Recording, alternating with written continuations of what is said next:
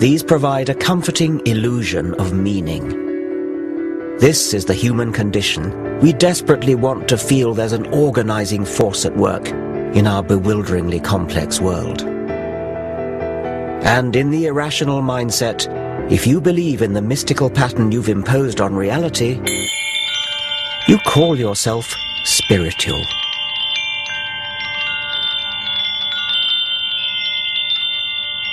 Spirituality is a prized commodity.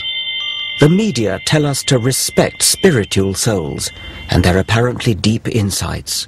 Spiritual self-help guides do a roaring trade in the material world, outnumbering science books by 3 to 1. But what does spirituality actually mean? So please take your seat and please come slowly and gently so that we can start the proceeding without losing time. So could you please...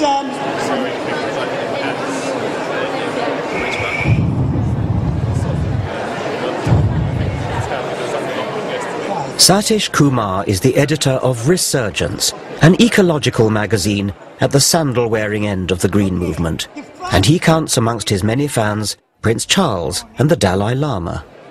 I represent the entire history of evolution. I was present in the beginning, the first Big Bang, and I'll be here for billions of years to come. But isn't Satish's spirituality just about imposing yet another superstitious false positive? World is made of two elements. One element is visible element. The other aspect of creation is invisible dimension, things we cannot see. So what is that element which is invisible? I call it spiritual. When you go in a room, you say there is a good feeling here. There is a spirit of the room. Well, now you've changed to something rather different. The spirit is a very big and very holistic and very inclusive word. It is not defined in a one particular way. So when you go in a room, you can say the tree has a spirit. A rock has a spirit. It's a living rock for me. Nature without spirit cannot exist. Like a tree cannot exist without the sunlight, it cannot exist without rain, it cannot exist without soil, also it cannot exist without the tree-ness. The tree-ness is the spiritual quality. Or the rockness. Or the rockness. When you talk about the rockness or the quality of a rock, I can see as a scientist a rock has hardness and things like that, but I think that's not quite what you mean. It sounds as though what you do mean is something imposed by the human observer. A rock is atoms. But there is a rock quality in the rock. Well, that's a matter of assertion. I mean, you are now simply asserting that. Asserting, I'm understanding it. This is my understanding. Okay. Some may understand more fully than others, but it is not imposed. It is there.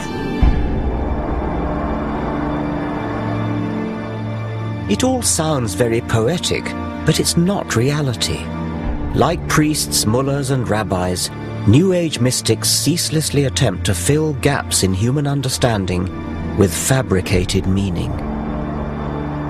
Science and rationality are often accused of having a cold, bleak outlook.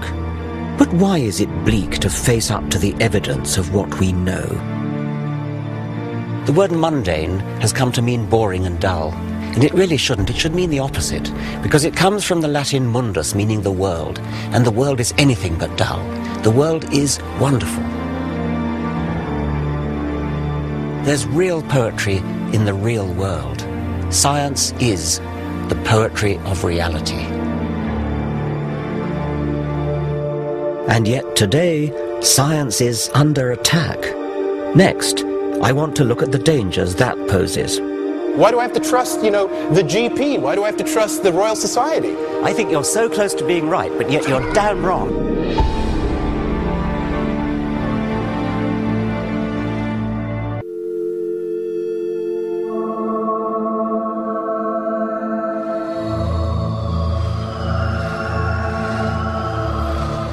In the last 50 years, science has put a man on the moon, cloned a sheep, decoded the human genome.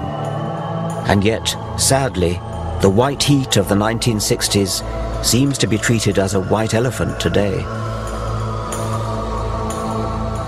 What colour do you see, guys? In the thing, it looks multicolored. Okay, it's blue, yellow, and that's it. It's that. A prejudice against science is evident in schools. Physics A-levels have halved in the last 25 years, chemistry fallen by more than a third. University departments are closing all around the country. Not first. And last but not least... This is a betrayal of the Enlightenment. The fundamental problem, I think, lies with the fashion throughout our educational system to teach students to value private feeling more highly than evidence-based reason.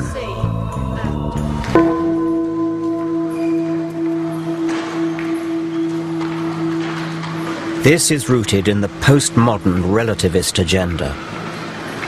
For relativists, scientific truth is just a patriarchal Western orthodoxy that, like the old Roman Catholic Church, stands in the way of other equally valid outlooks on the world.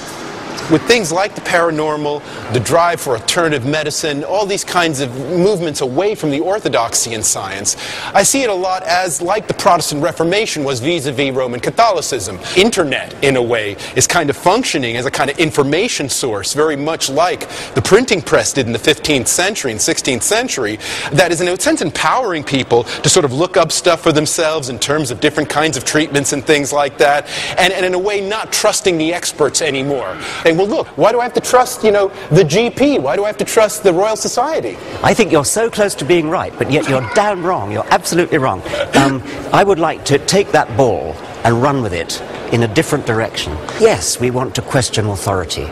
We don't want to say, because this person is the president of the Royal Society, therefore what he says is right.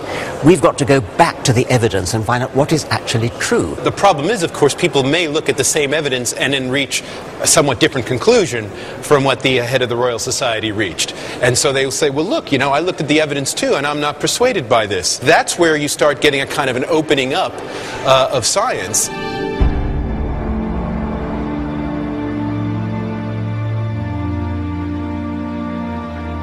Steve Fuller is of course right that the internet is revolutionizing how we use and consume information.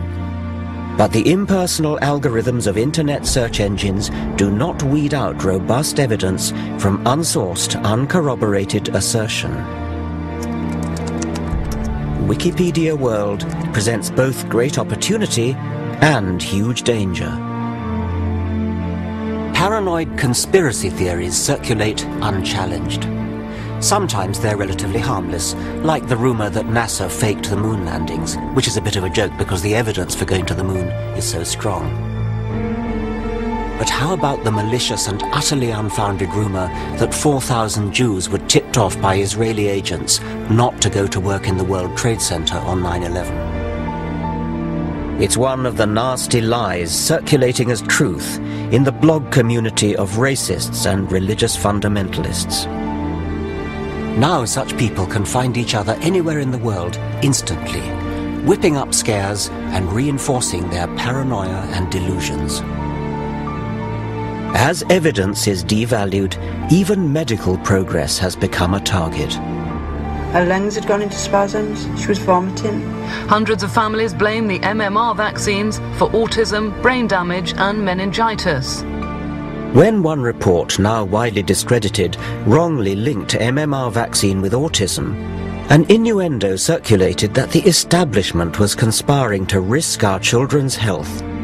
It led to hundreds of thousands of parents failing to protect their offspring from the threat of measles, a serious disease that, in Afghanistan, kills 35,000 people a year. This is the world of private hunches and no respect for evidence. Reason has built the modern world. It is a precious but also a fragile thing, which can be corroded by apparently harmless irrationality. We must favor verifiable evidence over private feeling. Otherwise, we leave ourselves vulnerable to those who would obscure the truth.